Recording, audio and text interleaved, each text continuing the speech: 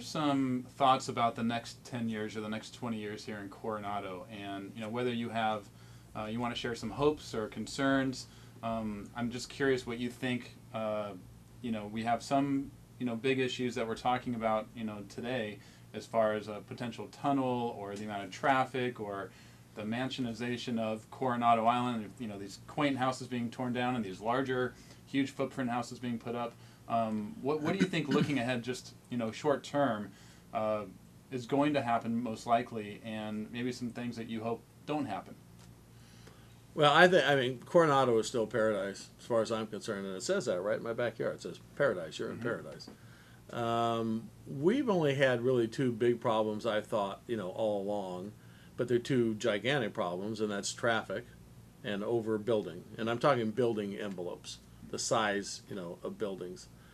And, we've had the traffic problem forever. And I had lunch one day with the Secretary of Transportation of, I think it was Vermont, and he said, you guys are the only place I've ever been to that's never ever followed any professional traffic recommendations at all. Your traffic is purely political. You do things that the people only want, and you don't follow any regular planning principles. And I said, yeah. I said, I would say so, because in my opinion, I think we made one, critical, mistake, is that, we run all, I believe that 85+% of the traffic in Coronado is through traffic. It's not to traffic. It's not going to Coronado. It's going through traffic. All you got to do is just go on Orange Avenue, go any evening, watch the traffic come off the bridge, watch it filter through, watch it go down the Strand, and we haven't done anything about that. In my perfect world, we would take that through traffic and route it around. And that's exactly what the same director of transportation says. She says, you're letting all this traffic go right through your living room. Why don't you just run it around? And I said, I've been, saying that forever.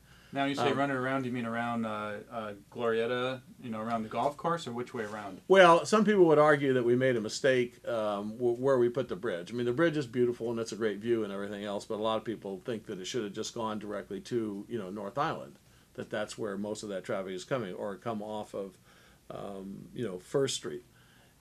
In my opinion, and I mean, a lot of people disagree with this. I don't know whether it's feasible or whether it will ever happen, but I would love to see a tunnel.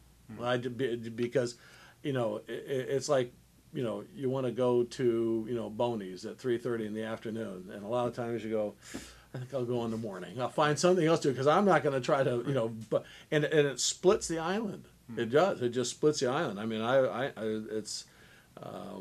it's unfortunate that it does. But, since all this started, I mean, the bridge came and they said there was going to be 20,000, daily trips. Well, that got up to 50, 70, 80, 90, 100,000 trips in no time whatsoever. All you got to do is look at that bridge anytime.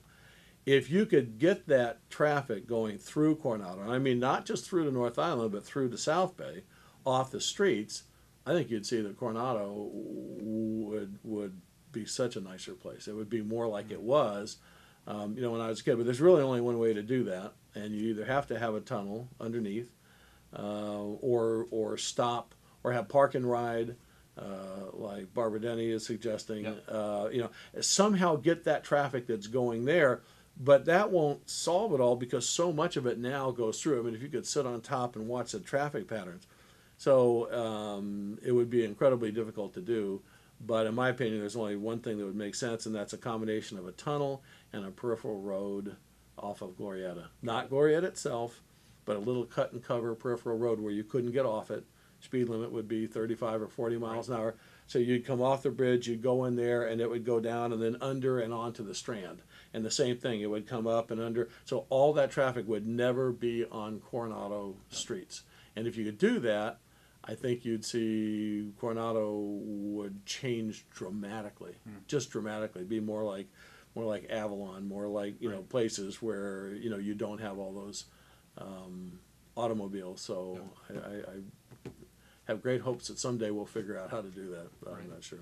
Well, and just a parting message, a parting thought about your time in Coronado, and for people that are watching this who have never been to Coronado, how would you sum up your experience and your description of, what I think is a paradise, but, what would you say about that? Coronado is still the best place in the world to live. I've talked with people that have literally been in every place on the entire planet. And everyone says, usually they say two things. San Diego is the best city, and Coronado, though, within San Diego is absolutely, the best city. And a lot of people don't realize, we're known as the most equitable climate on the planet. And all you got to do is look any day. Like I looked in Tahoe the other day, and the high was 89 and the low was 45. Mm-hmm. That's a 44-degree spread. Our high was 70, our low was 65. That means we could wear T-shirts and shorts all day, and all night. And it's still the most amazing, wonderful place. I feel so fortunate. My kids never ever take it for granted. They're teenagers, and they love Coronado. It's still extraordinarily safe. It's still a wonderful place. We have some issues to deal with. We have building envelopes to keep our housing, and the city council is addressing that again with the RSIP. And the traffic seems to be an even tougher, problem. But even despite all those things, and as much as it's changed, and it's changed dramatically from the time I was a kid, I still wouldn't live anywhere else. Right. Well, best place on earth. Well, thank you so much for taking the time, Bruce, to chat with Coronado, and it's been wonderful to look back at the past of Coronado, the present, and some ideas for the future. So thanks again for your time. Thank you.